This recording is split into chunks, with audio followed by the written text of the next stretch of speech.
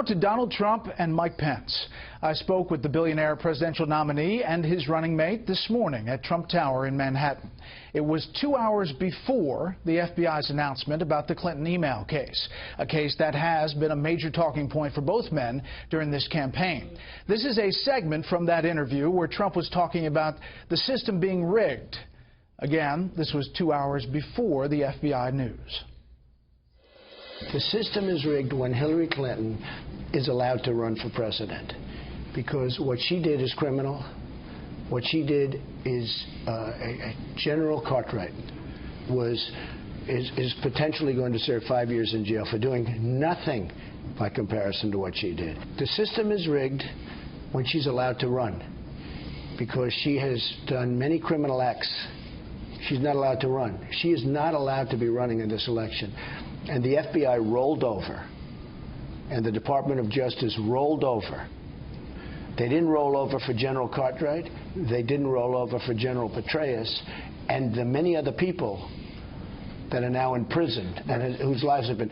But when she's allowed to run for office, the FBI rolled over.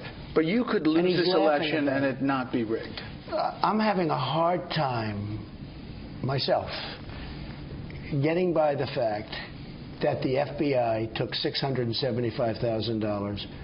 The man that is in charge of her case took $675,000, let her off scot-free. You know what they say, that that had already happened, that they tried to separate the two. I'm just telling you, that's what he says. Give me Governor Pence, you've taken a different tone on this. You told Chuck Todd that we'll absolutely accept the results of the election. 4 days later, you said if the vote is fair, I'm convinced we'll accept it.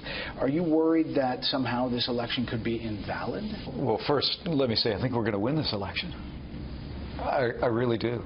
I thought that from early on. In which case we will accept the result. Let's just talk about the integrity of the system. Brett, when Donald Trump talks about a rigged system, it's a national media, with present company accepted, a national media that has been overwhelmingly hostile to my running mate and has been practicing willful ignorance on most issues emanating out of the years of scandal around Hillary Clinton. For me, I have to see what happens on that evening. But I can tell you, we're off to a bad start, because Hillary Clinton is a criminal. Okay, we got that part of the case, but what I'm saying... And the FBI let her off. The other day, the governor got a question at an event. If Hillary Clinton gets in, I'm ready for a revolution, because we can't have her in. Yeah, you don't... And you said, hold on now, and you calmed her down. So for your supporters who are saying they're going to grab the musket or the pitchfork,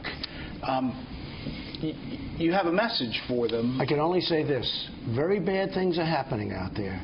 When I see in WikiLeaks that they have total control of the New York Times. But he's calming them down, and you're not calming. I want him to do whatever he wants to do. No, he's not. As far as I'm concerned, he's a free agent as far as this topic. This is a very important topic. But I've seen now in WikiLeaks where the New York Times is controlled by Clinton, by the campaign. But I see what's going on. I've learned so much from WikiLeaks.